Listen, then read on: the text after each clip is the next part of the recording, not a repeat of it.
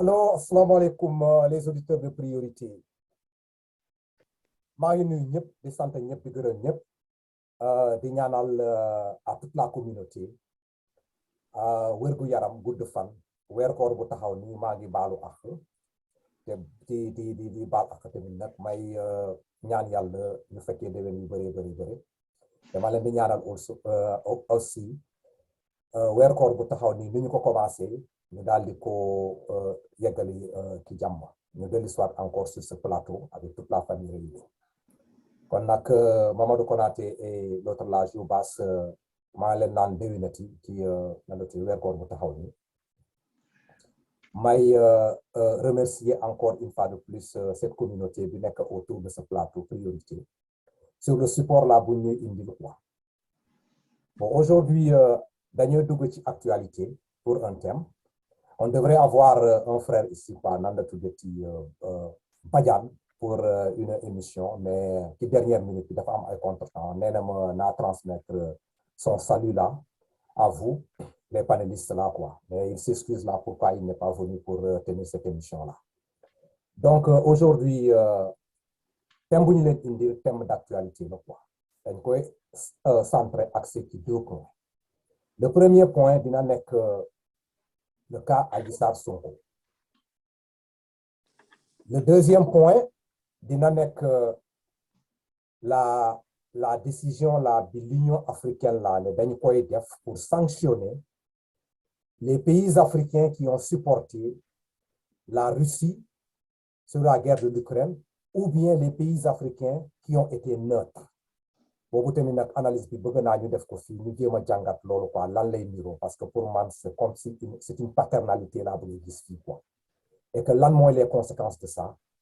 Nan lañu ko mën a décrypter ici là pour essayer de lancer un appel à nos leaders africains qui se trouvent ici quoi. Quel est le sort de l'Afrique quoi dans tout ça quoi.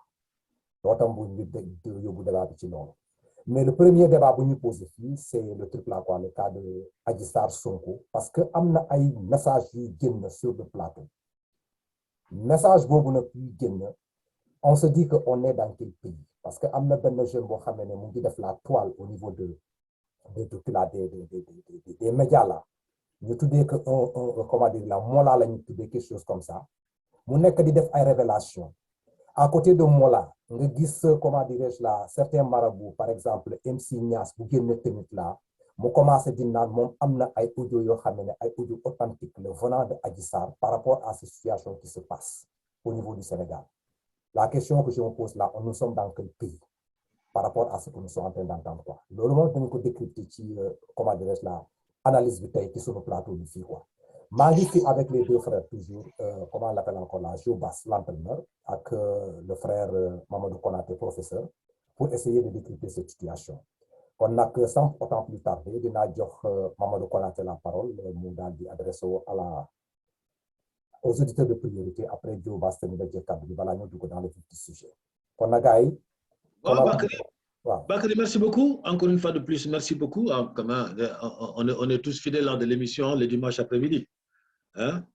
Et puis bon, maa ngi nuyu ñëpp di nuyu sama les naataango Jobas di nuyu aussi au passage. Et puis bon, di leen souhaiter aussi bon mois de Ramadan surtout.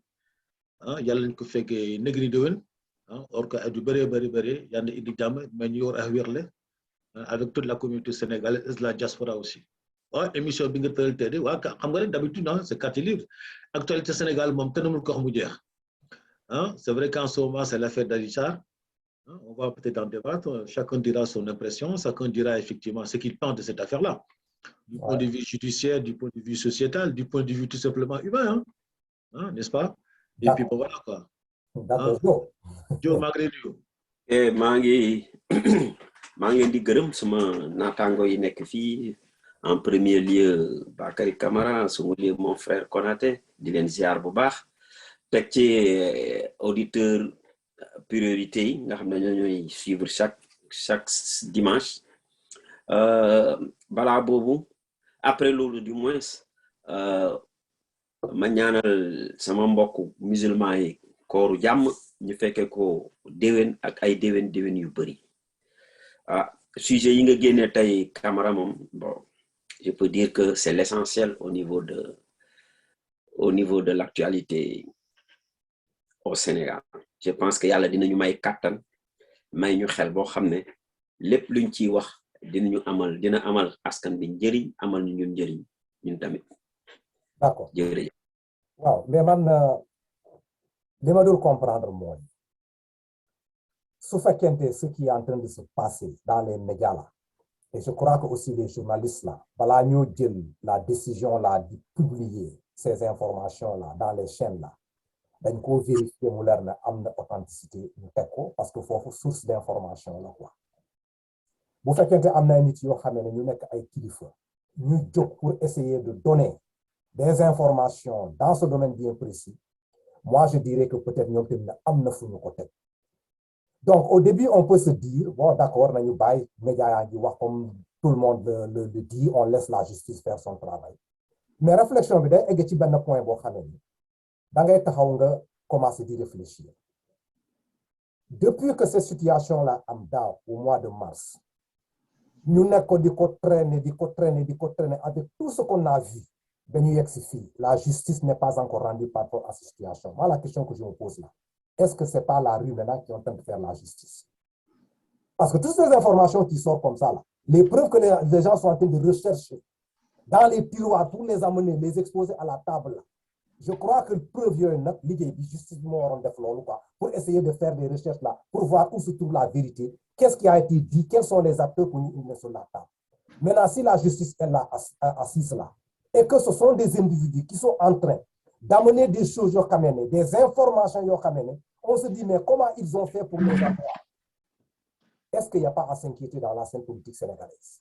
Donc situation boobu moom la ñuy décrypter fii parce que tout simplement bu fekkente loolu c'est avéré vrai il faut nous poser des questions là par rapport à ce pays là par rapport à ce dirigeant là qui nous dirige là lan la ñu nekk di def au Sénégal. Kon nag sans autant plus tarder je vais remettre la parole à Mamadou Konaté. Kilifa bi situation baa ngi nii quoi information coow yi bari na lool au niveau des médias par rapport au cas de Adji Sarr particulièrement sur ce jeune là bu ñu tuddee moo là bu génne information yu muy génne et que le truc là ce qui me truc dans ça là doo gis ku génne fële di ñëw taxaw di ko jox des répliques quoi. C'est comme si on l'a laissé un terrain libre là et tout ce qu'il dit là c'est une vérité absolue et que les gens ont compris, ils se retirent et on laisse le terrain faire quoi. Lan nga xalaat par rapport à cette situation là quoi. Bakary, merci beaucoup ci parole bi nga ma jox quoi. Xam nga da nga commencé nga ne avec dans ton introduction sur l'affaire Sonko Adji Sarr ou Adji Sarr Sonko peu importe nga ne dans quel pays on est. Xam nga lan nga wax mais Bakary mais on est au Sénégal. C'est le seul pays non honnêtement xam nga ça me fait rire. C'est le seul pays au monde xëy na peut-être de am na yeneen dëkk yi quoi mais Sénégal moo neex c'est-à-dire que j'entendais quelqu'un disait oui mais bon dans un autre parallèle en disant que la justice le temps de la justice ce n'est pas le temps du peuple mais nag ma wax la benn affaire lorsqu'un juge rend une décision il va commencer à écrire République du Sénégal un peuple un but une foi et au nom du peuple sénégalais vous commencez à décliner son ordonnance ou sa décision. Donc, par conséquent, le temps de la justice doit être incontestablement le temps du peuple. Parce que le peuple, dans certaines circonstances, il ne peut pas attendre. Ouais. Et le peuple, c'est celui sur lequel le pouvoir s'exerce. Ouais. Ben, regarde, l'affaire Adji Sarr, vous demandez la place publique, s'accapare de cette affaire-là. Avec des éléments, que ce soit des éléments de réponse ou pas, peu importe. Man xawma, gisuma, maa ngi dégg. Maintenant, quand tu recoupes les choses par rapport à yi nga xam ne déclaration ñoo njëkk a génn auparavant sur les PV yi ngi ci génn, je pense que quelque part tout se recoupe quand même. Donc quand on dit complot, je finirai par croire qu'il y a une thèse de complot derrière. Parce que ma wax la benn affaire, gis nga l'État sensible à abattre ce Ousmane Sonko. Donc, ne cherchons pas loin. Vous le voulez que Ousmane Sonko, Takano Roukba, Mungitibir, quand tu dis Ousmane Sonko, il est en prison. Quand tu dis, affaire de traitement que Ousmane Sonko au tribunal. Sauf que c'est parce qu'affaire de fait de Benénen. Et quand on dit qu'on a politisé cette affaire-là, ce n'est pas Ousmane Sonko qui a politisé cette affaire-là. Ce n'est pas les Sénégalais qui ont politisé cette affaire-là. Ce sont les politiques du pouvoir qui ont politisé cette affaire. Xam nga looy def booy def dara nëbbutu ba finalement affaire bi éclaté. Tu ne sais plus par quel sens se vouer. Lépp lu ñu gën rek c'est dans l'approximation. Wékku ñu ko fenn ci li loo xam ne mun na nekk dëgg. Coow li foofu la. Léegi affaire bi dafay fuité gis nga ba affaire bu fuité nii yaa ngi dégg sans compter ñi nga xam ne ils avaient la possibilité mooy le gars dont tu parles wala le gars Niass là dont tu parles ils avaient la possibilité de voir Adji Sarr waxtaan ak moom c'est-à-dire que quelque part ñoom seen bopp je dirais quasiment sax Bakary xam nga li dëgg c'est que le pouvoir est aux abois dans cette affaire donc nag. waaw mais d'accord xaaral ma jàll ci Jo Bass quoi Jo lan mooy sa appréciation par rapport à tout ce qui est en train de se passer au Sénégal là information yi génn par rapport au cas Adji Sarr Sonko. Tu sais Kamara les gars ils ont fait une mise en scène mais cette mise en scène a été très mal faite gis nga am na benn gars ci mise en scène bi la parlé de la mise en scène mu ne ñii ay cuune lañu. Vrai. Cuune lañu oui mais am na ñoo xam ne daa am lu ñu judduwaale. Ils sont là sur terre comme nous mais am na lu leen yàlla may moo tax lépp loo bëgg a defar jëmale ci ñoom te mu nekk lu bon wala lu ñaaw toujours tu vas te tromper dans l'application. Ouais. Mun nga ko kii ci sa xel ba mu ñor mais soo koy appliquer rek tu vas te tromper parce que yàlla moo koy def. Si je reviens un peu soo xoolee Sonko li ko sauvé gis nga waa ji bi muy wax kii bi affaire yu cuune la nee na c'était tellement simple parce que flagrant délit gis nga jigéen soo leen duggee ci biir ruq mu daw génn par exemple mu woddu woon mu daw sànni sër bi génn daw ak sili bu neen ci biti yuuxu ne mu ngi may siif ñi nekk ci mbedd bi duñ la may sax nga wax dañ lay tëral dañ lay dóor ba nga nooy nepp ñu jàppale yóbbu la police te doo wax xam nga Adji Sarr su defoon noonu Sonko yàqu na. même su fekkente laalu ko. même soo ko laalulee. parce que dans la loi c'est prévu dans la loi su amee xaw ma nu ñu koy waxee en français su amee daal genre rue xaw ma lan. su amee clameur quoi. su amee clameur public. voilà clameur public. donc flagrant délit la. xam nga dañ koy jàpp dóor ko ci kaso bi mandat de dépôt balaa ñu mën nañ ko tëj foofu 6 mois 2 ans. il est fini politiquement ça veut dire que waa APR foofu ay cuune lañu moo tax ma ne la waa APR dañu war a engagé ma leen di xel je dama leen xeeb APR commencement ba fin man Jo Bass sama xam-xam ci football la màññ de mais gis naa yenn affaire yi ñuy def c'est des enfantillage APR foofu duñu ma jëloon am na ñoo xam ne coow nañu jël leen genre le Ousmane Tounkara la bi nekkoon ki 2S jël nañ ko ñooñu dañ def ne ñoo bëri xam-xam parce que des professeurs d'université duñ dara xamuñu dara c'est de manigance moom moo koy ñooñu ay cuune lañu ensuite damay wax ci waa Pastef ñu ngi leen di leen chargé concernant xam nga nit ki li nga dund moom nga war a jël comme arme sa tradition nga war a jël comme arme tu vois suñu nee sénégalais lu tax muy lekk ceeb parce que ñun bu ñu juddoo ceeb lañu fekk suñu séeréer laaj ko lu tax muy lekk cere laajal séeréer lu tax muy lekk cere dina la wax lu tax muy lekk cere parce que ñoom ci suuf yi ñuy dund cere moo gën a nangu kii dugub moo gën a nangu donc dugub su gënee nangu lan lañu war a lekk du dugub séeréer soo ko waxee lu tax nga lekk cere da lay ne dugub moo gën a nangu fi ma dëkk donc moom laa war a lekk la réponse est simple waa Pastef dañ leen di ne mais qu'est-ce que Sonko allait faire là-bas dans ce salon-là alors que y a pas de professionnel là-bas la réponse est tellement simple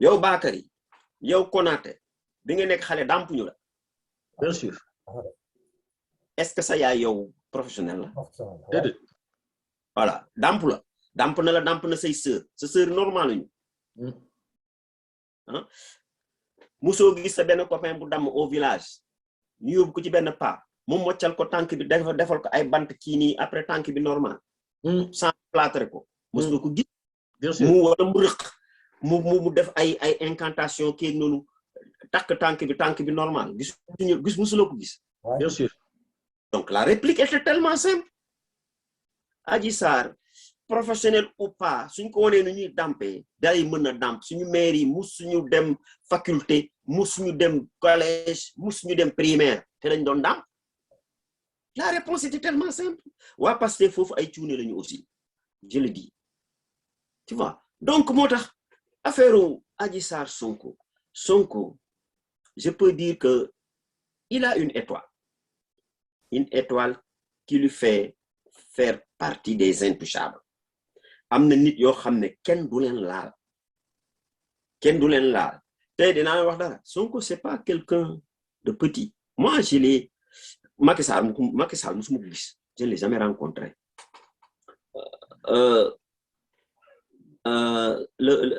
l'ancien président Abdoulaye Wade dama ko seen rek foire de Dakar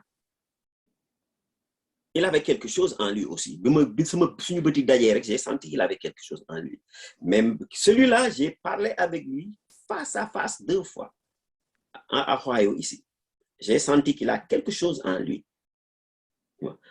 su ma dellu see ci sama développement soo gisee élément yi moom il a été averti pourquoi il a été averti que les gens le suivaient quand il allait là-bas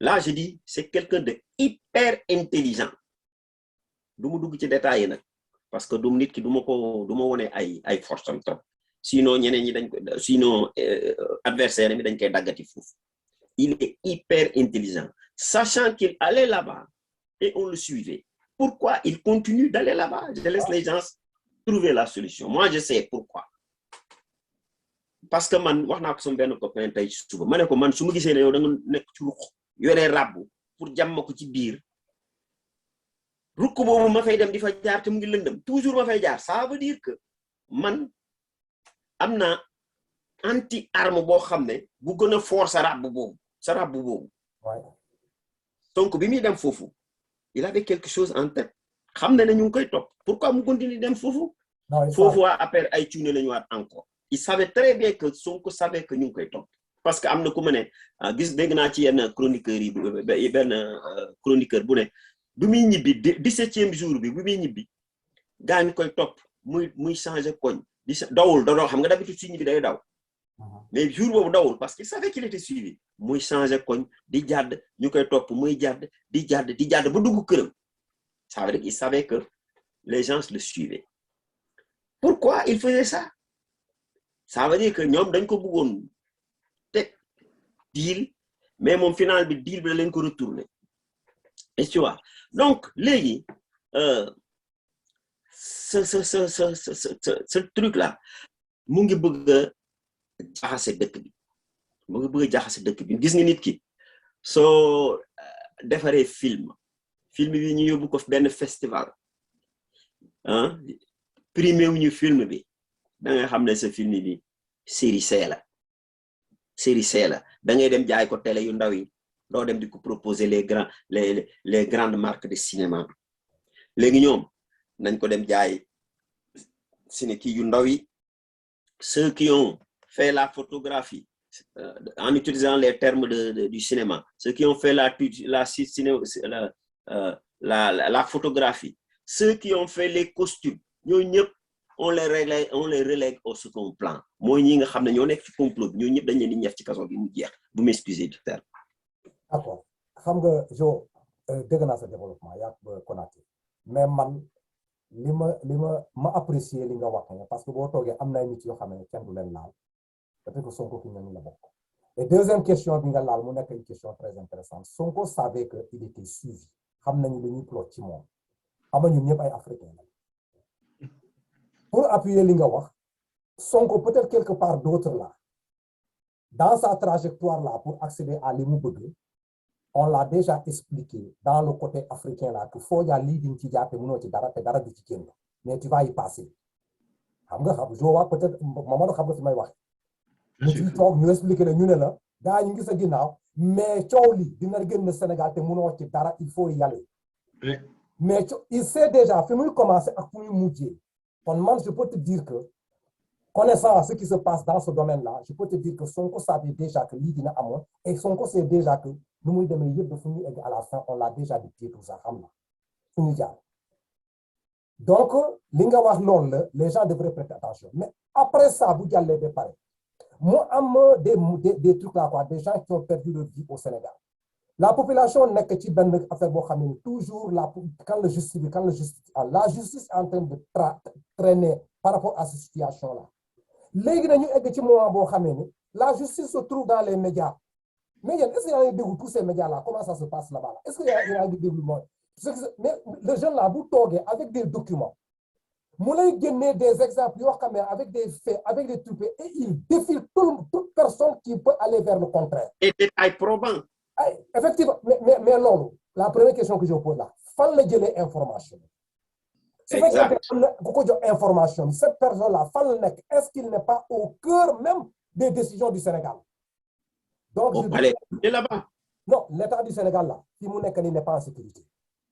su fekkente ñoom toog nañu di am ay documents kilifa bi yoo xam ne c'est secret ci seen biir muy fiite noonu ba mu dem dugg ci loxo d'un Sénégalais lambda mu ñëw di leen ko tegal te ñoom ils ne savent même pas exactement di naka la pour avoir ces informations là il y a des problèmes. Mais Babacar bul sonn c'est parce que en le sein de faire ça parce qu'il y a des tops c'est tout bul sonn parce que les journalistes aussi c'est comme ça qu'ils fonctionnent à l'intérieur du pouvoir il y a des gens yi nga xam ne ils sont proches de Macky mais qui n'aiment pas Macky donc qui balancent tout. Et c'est bul sonn dans tous les pouvoirs il y a des gens qui sont comme ça alors on va se poser la question le pourquoi un journaliste d'investigateur mais il fonctionne comme ça. Mais je parle pas de journaliste mais on dit que ce sont les services généraux les renseignements généraux ñoom ñoo constitué un document selon ce journal de 100 pages ñu constitué renseignements généraux bu ñu defee cette enquête ñu teg et que lui il a la possibilité de trouver des informations foofu kan moo ko jox. Mais ce sont les renseignements généraux bul sonn. Bakary ma déglu gis nga Mollah bi soo koy suivre gis nga kayit yooyu mu yore noonu. li mu relevé yooyu yëpp tout information yi muy joxe noonu yëpp c'est très très militaire. Je n'accuse pas les militaires mais je sais que c'est quelqu'un qui est bien formé dans le renseignement. Xaw ma ndax c'est un civil du renseignement ou bien un agent en uniforme du renseignement. Bon, moi si les choses sortent de cette façon-là damay ne alhamdulillah.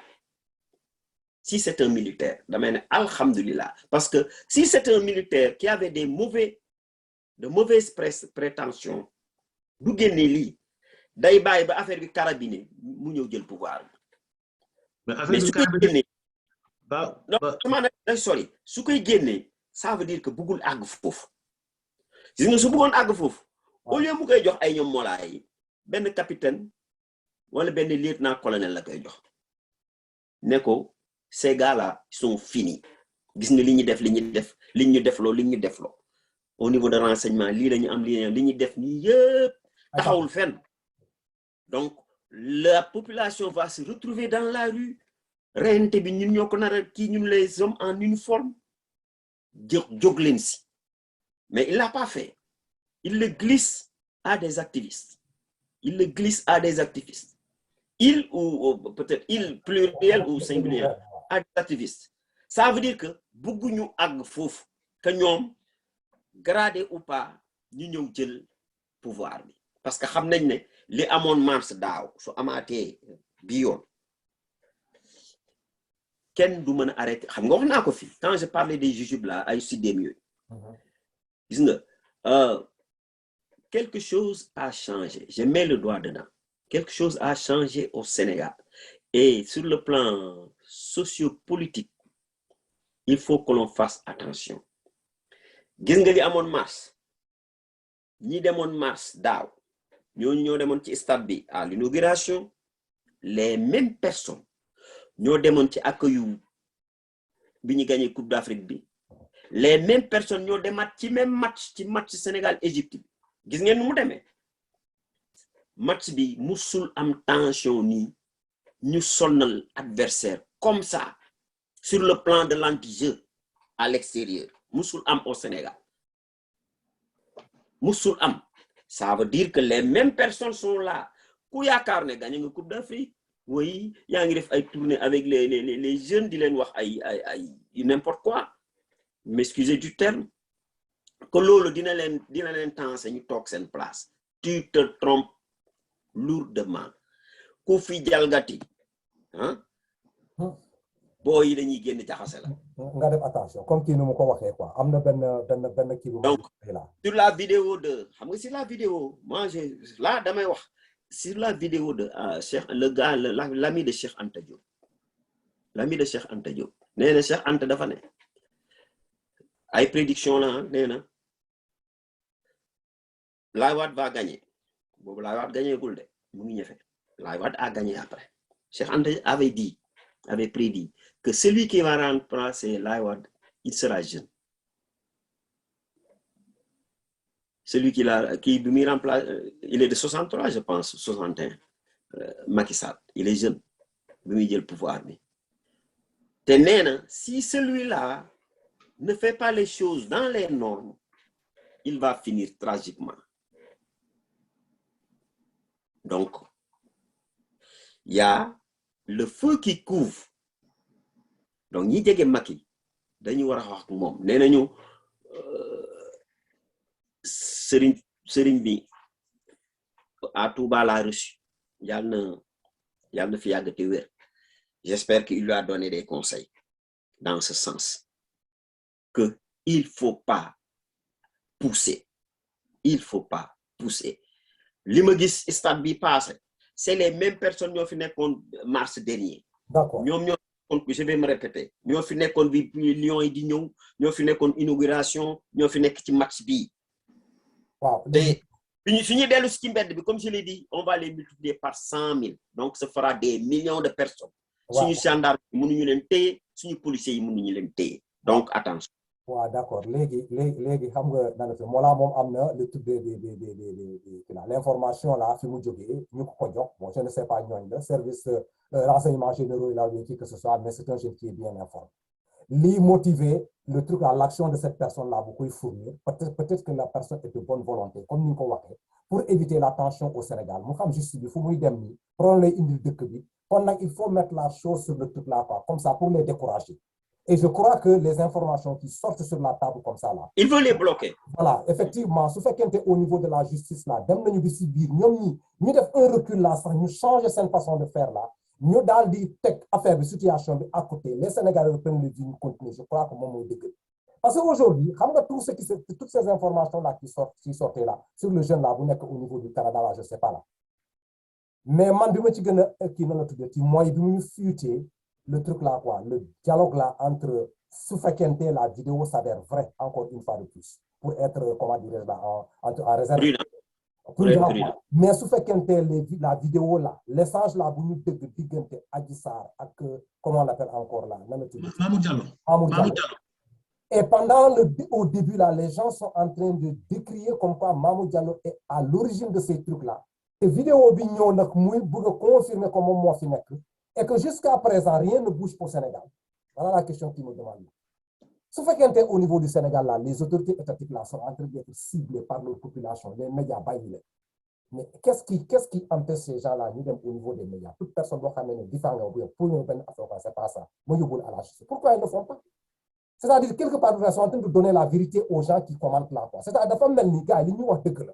Parce que man kenn du ma tuumal ba pare ma leer na lii média fu mu génn nga tuumal foofu je viendrai vers toi pour te dire que viens me donner les preuves là que man maa ko wax. Mais pourquoi ils ne le font pas? Ils ont disparu dans la surface de réparation politique dans les médias doo leen dégg sax parce que amoon na ay jamono toujours ils étaient dans les médias. Mais si daal soo rek dafa mel ni ñëpp ils ont fait un repli là toog rek ku ci nekk mu ngi jéem a seet là qu'est-ce qu'il n'a pas autour de moi. Mais Bakary nee naa les gars là ils sont aux abois. Parce qu'aujourd'hui, toute sortie est scandaleuse. Toute sortie des gars du pouvoir parlant de cette affaire-là devient quelque chose de scandaleuse. Parce que sinon, ça va se retourner contre eux. Et c'est déjà retourné contre eux. Nous ne convaincre le peuple sénégalais par rapport à ça. Les activistes parlent. Comment il s'appelle le lieutenant là? le colonel. li Touré waxoon li fuité moom la gars yi di wax de début te kenn ci ñoom du clan du pouvoir n'a contredit ça kenn du ci ñoom. Camara lu tax ñu continuer ci dossier bi nag waaye non mais gis nga xam nga moo tax ma ne la gis nga Sonko Bakary la dernière sortie de Sonko là c'était fait exprès yaa ngi dégg pour permettre à la justice de l'entendre parce que quand tu regardes au fond tu dis mais pourquoi Sonko il s'est exprimé comme ça et puis il est allé un peu plus loin dans l'affaire Adji Sarr qui le concerne entre l'affaire Adji Sarr et il va jusqu'à dire ouais mais de toutes les façons man je suis xaw ma lan mais duñ ma traité sama passeport yi ñoom ñoo ko defar. Il a cité des noms. Mais il a cité des noms moom nee na un général au commandement ouais mais général bi sax ñoo xam nañ ko ça c'est l'actuel général de la gendarmerie là ça loolu moo xam nañ ko léegi quoi mais gis nga affaire bi ñi ci tax gis nga yuuxu billahi yuuxu dina am foo xam ne kenn xalaatu ko man maa la wax amati gars yi daanu nañu ba pare mais oui c'est la société dafa am ay nit yoo xam ne c'est des personnes entre guillemets repères seen mouvement yëpp dafa am signification gis nga bi Yérim Seck bi ñuy libéré doom il en a profité pour dire que il se replie de la scène. Il se retire. J'ai dit à mes amis, il y a quelque chose qui va venir. Yérim Seck, il n'est pas sérieux. Man maa ko wax moom Yérim Seck, il croit qu'il est plus malin que les gens. Il n'est pas sérieux. Boppam rek lay xalaat. C'est un hyper égoïste.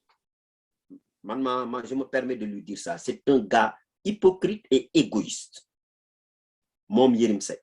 Du question am nga xam-xam rek que tu fais tout ce bon te semble pour ça xam-xam day lire ay livres rek ñëw sotteeku. C'est tout simplement ça.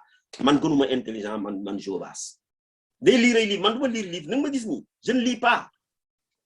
Lépp li may wax nii ci sama cerveau lay jógee. Moi je ne lis pas. Yoruma benn livre fii. Aucun. Je me couche, je réfléchis. C'est tout simplement ça. Moom ay bibliothèque la yore day lire ñëw sotteeku man duma sotteeku lépp li ma koy wax li may wax du moins ci sama cerveau lay jógee liiruma fenn mu ñëw bu mu ne il se retire laa ne quelque chose va se passer ma wax ko sama benn xarit mu ne ma Jobaas yow rek yaay wax lii yow say prédiction da ngay waaru ma ne ko daa fay daw xam ne affaire bi c'est carabiné xaw ma nag ban côté la mais le truc là est carabiné affaire yàqu na parce que xam ne bés bu kii populaire bi génnee vague populaire bi su ñëwee de suy déferler il va faire partie des gens que cette vague va emporter. Il est en train de quitter le navire comme un vulgaire rat. Sa position. Rapieux. C'est un hypocrite. Il est en train de quitter le navire parce que il est au courant de ces audios-là de Mamour Diallo. Il est au courant parce qu'il est très bien renseigné. Affaire bi c'est carabiné mu daw parce que vague bi suy déferler dañ koy yóbbaale moom maître El Hadj Diouf et tout ça qui sont autour. Gendarmerie mënuñu téye kenn parce qu'ils font des centaines et des centaines de personnes mënuñu teg chaque kër 50 gendarmes wala 2 chars de combat amuñu loolu. tal nañu leneen ñi administration dañuy sauvegarder. Régler sa caméra bi bopp bi duñ ko gis. Voilà c'est bon. Voilà. Donc Yérim Seck bu mu waxee loolu rek laa xam ne am na luy ñëw gis nga def ñu ci 3 jours rek audio yi commencé génn moo laa commencé génne audio yi le MC Niass laa commencé wax ma ne bon donc lui il était au courant de ça il savait léegi mais pertinemment que la vague va se déferler. Et il ne veut pas être sur les plateaux pour discuter ça. Donc mu daw il a fui comme un vulgaire rat dama koy saaga moom. Il a trahi son camp. Non mais en fait non Joe gis nga ci njëlbeen ñi xam affaire yi ñi mu demee dafa bëri mais ñëpp dañ toog di seetaan et ils regardaient jusqu'où affaire bi war a mën a fan la affaire bi di àgg ñoom ñoo la ko gën a xam gis nga au début bu ci kenn dugguloon rek affaire bi dana dem ba sedd bu doon rek diggante Sonko ak Adji Sarr kon affaire bi jeex na yàgg na mais il y a une récupération derrière parce que ñi ko fomandé ñi nga xam ne ñoo mettre cette machination là en place ñoom dañuy dem ba affaire bi ëpp loon doole gis nga comme ni nga ko waxee rek am na ñoo xam ne kenn du leen laal kenn du leen tooñ loolu yàlla moo koy def ci nit. exact. Macky Sall ngi nii buñ ko newoon tey jii demain di nga nekk président ba Sénégal gagné Coupe d'Afrique des Nations ta président si le Sénégal demee Coupe du Monde ku koy gëm. kenn am na ñoo xam ne kenn du leen laal gis nga fi ñu toll gis nga bu Sonko gënoon léegi gis les médias s'emballent moom rek laa gis un politicien quand il parle les gars il écoute à l'heure de grande écoute Sénégal dañ naan tekk surtout la jeunesse là. ñi nga xam ne wàcc ni yàkkamti dem Sonko il va parler. oui parce que daf leen di wax loo xam ne loolu moom. mel ni général de Gaulle au temps de la deuxième guerre mondiale. oui mais xam nga daf leen di wax loo xam ne moom mooy réalité dëkk bi mais du leen fenn balaa may day ñu naan Sonko dafa mën a fenn si. mën a fenn kay kaw jox ko.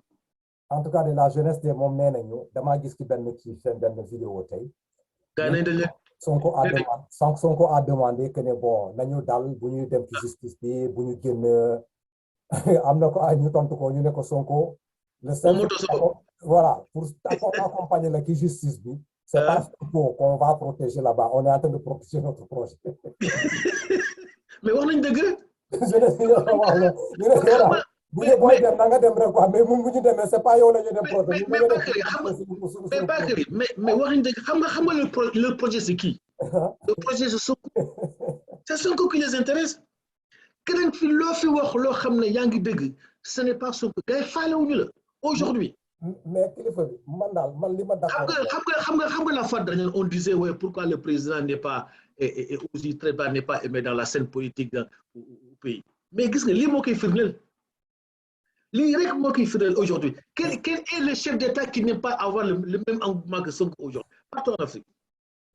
ñoom ñëpp sans exception. mais man dans tout ça li ma bëgg dans le truc là quoi dans tout ce qui est en train de se passer là c'est-à-dire man damaa bëgg président sax su fekkente mën na demander à la justice là comme justice bi mu ngi ci loxo. nañu accélérer cette situation là ñu daal di ko pare ci benn yoon Sénégal. man su ma nekkoon APR. waaw ma jox la. xam nga man dinaa la wax mus naa ko fi wax man Wakhinane laa judd Wakhinane xamoo fu mu nekk de.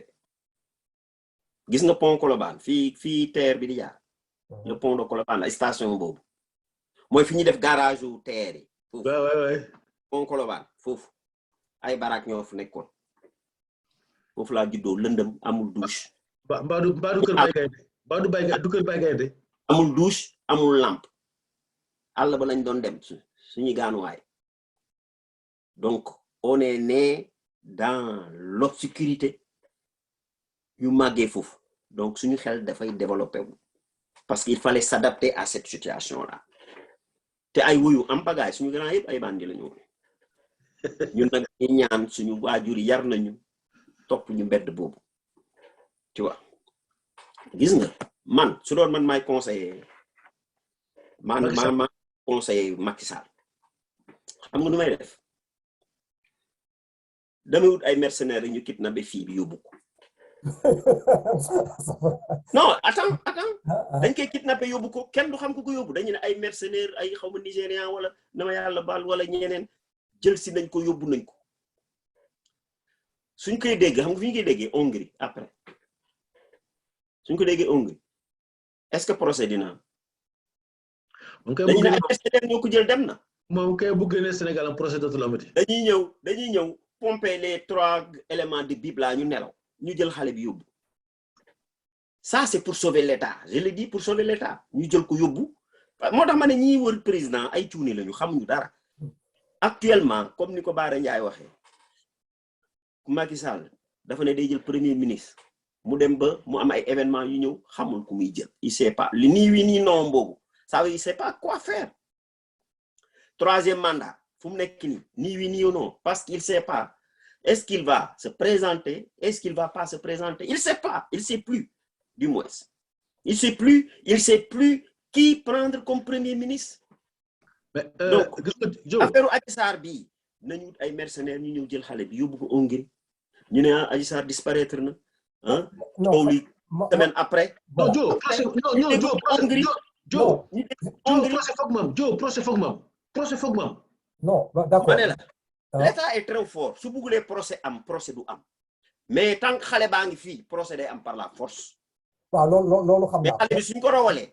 mais Dios xamuloo est-ce que xalaatuloo ne sax am na une fois plus simple là nañu accélérer cette procédure là ñu pare ci benn yoon. est-ce que benn yoon va tomber. suñ ko defee le ministre de l'Intérieur va tomber. Non, su ma nekkoon à la place du président là non, ces gens-là ils sont déjà tombés parce que information yuy génn nii avec comment dire les personnes qui sont dans ce man à la place de Macky Sall là je change de gouvernement là ba indi ay Bakary ce serait trop simple. Bakary nga defe ne suñ ñëwee ne procès ñu accuser Dior Diagne sans le nommer on accuse Dior Diagne. Accusé son mari. Dior Diagne, on va te condamner parce qu'il y a des morts. On va te condamner minimum 5 ans de prison. 5 ans de prison. Félix Diom waxul dara. Dior Diagne day na mais dis donc, si ñu yóbbee prison 5 ans, il va se marier avec quelqu'un d'autre. Je t'avais dit de passer. Yow Félix waxal. Tu parles trempé. Tu parles que Dior day balance. Mais ça elle va balancer. Xam nga gis nga Joe affaire bi chaîne la, c'est un chaîne la benn maillon la bu mais gis nga maillon boobu bu xasee ci gis maillon yooyu bu ci benn xasee dagal c'est terminé. Ils vont tous. mais dafa mel ni scandale au cours de la République quoi. Ils vont tous s'accuser les uns des autres. Su doon États-Unis le président démissionne. Bien sûr. Le président démissionne. Tous les gens trempés on les convoque à la justice benn par benn. Le Sénat va les entendre. Congrès bi da leen di entendre ñoom ñëpp. Après, nous commençons à dire même en France, ça se passe comme ça. Ay 10 ans, ay 5 ans. Nous avons fait un petit casso. Ici, en Afrique, nous avons eu péré pour retirer. Moi, je leur donne la solution la plus simple. Il faut exfiltrer la fille. Non, mais Joe, la solution n'est pas aussi si simple que ça. Parce que, vous faites qu'un extraordinaire boy de New York, le peuple, comme Mamadou Nimko a soif de jugement. Est-ce que tu penses que ces politiciens-là, ils font que nous tout devons pareil dans ces dossiers, des documents qui sortent là, est-ce que le Sénégal a la paix? Affaire bon, c'est-à-dire, élection de ñëw, ñu def législatif, ñu door waa benn bokk yaa ñu daan parce que ñoom ñoo créé lii. Présidentiel ñëw ñu door leen ñu daan. Après nag kii nekk président moom ma xool est-ce qu'il va aller si la clameur publique ne dañu bëgg punir ñi indi woon 14 morts yi on les prend on les faut ñu c'est tout vous m'excusez de l'expression. mais gis nga Joe on est tous croyants gis nga yàlla bu lay jox nguur da lay nattu gis nga yàlla bu lay jox nguur da lay regarde le circuit de Macky Sall balaa muy jot ci nguur bi naka la sonné da lay nattu ba nga yaakaar ne da ngay yaakaar ne gàll ci boo xam sax existé mais gis nga bu lay rocc nguur gi te fekk liggéeyuloo li nga war a liggéey da lay tegaat natt bu gën a métti natt bi mu la tegoon balaa mu la jox nguur gis nga aujourd'hui le clan du pouvoir là ils ont perdu la boussole politique ils ne l'ont plus complètement c'est une barque perdue au milieu de la politique gars yi gis nga ils naviguent à vue Bakary dama ne le clan du pouvoir là navigue à vue décision bu ci bënt jël dans l'approximation lépp lu ñu fi def loo xam ne ay réalisations ce sont des choses qui sont restées dans les tours ñu génne ko tànkalaat ko avancé loolu rek la. En tout cas, gis nga Bakary procès foog mu am gis nga procès bu amulee yaa ngi dégg ces gens qui sont au pouvoir là ils vont repartir de plus belle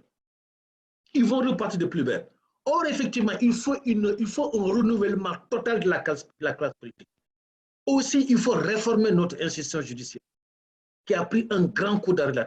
Sénégalais gëmatuñu un juge gëmatuñu un magistrat boo leen demee dem tuddee ñu ne c'est peine perdue boo fa demee doo fa jëlee ndam. D'accord kon les gens ils n'ont plus la confiance. Ok léegi nag bon nan la tudd ci mën nañoo dugg ci deuxième point bi ou bien je crois qu'on a bouclé l'heure avec le premier point là quoi.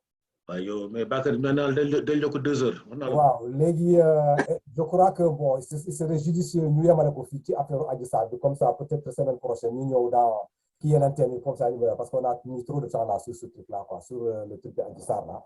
Comme ça le deuxième point là concernant comment dirais-je là la décision de l'Union l'Union européenne là, par rapport à nos leaders là.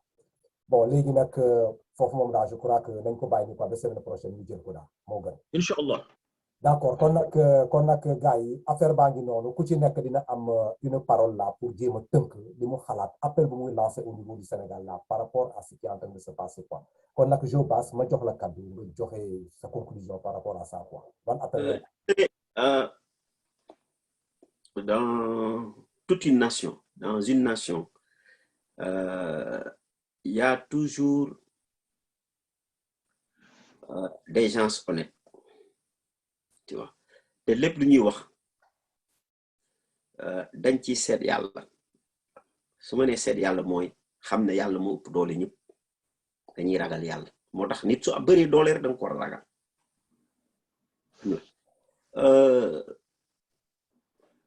moo tax daa am ñoo xam ne dama leen di naw par exemple comme le journaliste de Kewoulo il se nomme Babacar Touré, n'est-ce pas? Ah, c'est ça. Parce que tout ce qui est en train de se passer là, il le savait. Daf ko jox ci daf ko tënk nii rek mais il n'est pas entré dans les détails pour question de prudence, question de ne pas aller trop vite. Bi mu ne xale bi dafa daw nit ñi ne woy xale bi musul daw. Les audios qui circulent là ont prouvé ça. Nombre de fois yi xale bi daw yëpp audio yi wone na ko li xale bi def yëpp audio yi wone na ko moo tax ma ne c'est quelqu'un de honnête.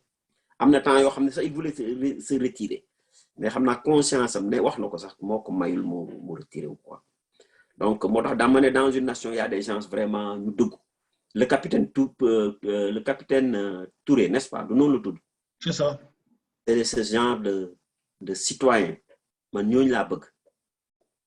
Ce genre de citoyen là man su ma nekkoon président dama koy doubleel ay grade mu nekk général ma def ko chef d'état-major des armées moom Touré bi parce que dina ma wóor ne lépp day changer dans la configuration de militaire lépp ay changer parce que gëm na yàlla ragal na yàlla te bànneexu àdduna du ko tax a beew yu mel nii ngay jël def leen général ci point yu ndaw yooyu rek point yooyu ñaari kii yooyu rek laa am lu may kii te may ñaan ñi nga xam ne ñooy facilitateurs yi ñu wax ak ñi nga xam ne ñoo ŋànk affaire bi ñu jaarale ko yoon su dee dañuy def procès su dee nag dañuy topp man stratégie bi leen wax ñu jël stratégie boobu après nag bés bu affaire yi daanoo ñu woo leen ñu ñëw ñu wuyu loolu moom il faut mu am moom. D'accord, il n'y a aucun souci, il n'y a pas de problème. Merci Jo. Konaté, dans ce dernier mot. Man gis nga man affaire de justice quoi. Moi je sais que li may wax rek mooy c'est que nous avons une justice qui est poreuse. C'est-à-dire qu'il ne peut pas mener une enquête sereinement, tranquillement. N'est-ce pas? Une justice qui est téléguidée. C'est la raison pour laquelle man sama xalaat daw rek mooy il faut réformer l'institution judiciaire parce que sinon du dem. Ñaar, je pense qu'il faut changer totalement cette classe politique qui a atteint ses limites. Cette classe politique-là, elle a atteint ses limites. Il faut un renouvellement d'hommes, de nouveaux politiciens, capables effectivement d'écouter les Sénégalais, capables de travailler avec les Sénégalais, capables d'impliquer les Sénégalais dans le boulot qu'ils peuvent faire et dans leur vision. Sinon, rek dëkk bi du dem. L'affaire Adji Sarr, donc, gis nga, Bakary, moi je pense que heureusement bi ñu xajee juge bi ne ñu ne juge bi entend na Adji Sarr léegi Sonko moo ci des. Je pense que il faut qu'on aille rapidement vers un procès parce que cette affaire-là c'est long. Cette affaire-là il y a beaucoup de choses qui se sont dites. Cette affaire-là te ñëpp xam nañ fi dëgg bi nekk. Donc par conséquent la justice n'a qu'à aller jusqu'au bout, trancher l'affaire-là sereinement, tranquillement, sans pourtant qu'il y ait une infiltration, sans pourtant qu'elle soit téléguidée par un politique, par un ministre ou par un homme d'État ou par le président, peu importe. Voilà. Man sama wax daal loolu la quoi. Et qu'effectivement, il faut faire attention aussi parce que, gars, mais est-ce que ça reflète la réalité? D'accord. Des fois aussi, quand tu les écoutes, c'est très logique dans ce qu'ils disent. Parce que nous dans le VIBES, hein? C'est vrai. Bon, Finga dans les faut continuer. Les informations qui sortent dans les médias, il faut être prudent par rapport à leur authenticité. Mais, comment on l'appelle encore là, ce fait qu'un réellement ce que ces gens-là sont en train de dire par rapport au cas Adji Sarr Sonko, je crois que tout Sénégalais doit faire un recul, me réfléchir par rapport à ce qui est en train de se passer. Ne serait-ce que même pour, comment dirais-je là, l'assistance de l'autre là, de la fille même en question, Adji Sarr. Sauf qu'Internet, les audios qu'on écoute là, ce sont des audios de vérité. La petite là, elle est victime. Il faut nous douter de la situation, ça ne va pas du tout, nous dépasser pour l'autre. Aujourd'hui, elle est là à ce point-là. Si nous avons pour nous dire il faut, comme on reconnaît, nous procéder à ce truc-là. Nous évacuer ce truc-là, nous procéder nous libérer le peuple sénégalais, libérer Adji Sarr, libérer Sonko, continuer à vaquer à ces occupations-là. Parce que ce fait que c'est un complot et que tout ce qui est en train de se dire comme ça, ce sera la justice qui devrait faire cette comment dire, investigation, information à nous. On pouvait se dire que ce sont les trucs là, les investigateurs là, de la justice là, ces éléments là, pour pouvoir juger une personne. Mais malheureusement, ça ne se passe pas comme ça. Ce sont le truc là, ce sont les médias là, c'est dans la rue où la justice est en train de se faire. Nous avons de sérieux problèmes par rapport à ce qui se passe au Sénégal. Qu'on a gagné, je de remercier une fois pour de bon. Qui, comment dirais-je là, attente écoute bien un petit chaîne bi, et je remercie aussi mes débatteurs là, Mamadou Konaté et Joe Bass là par rapport à ce truc là quoi. On a que nous aurons rendez-vous la semaine prochaine et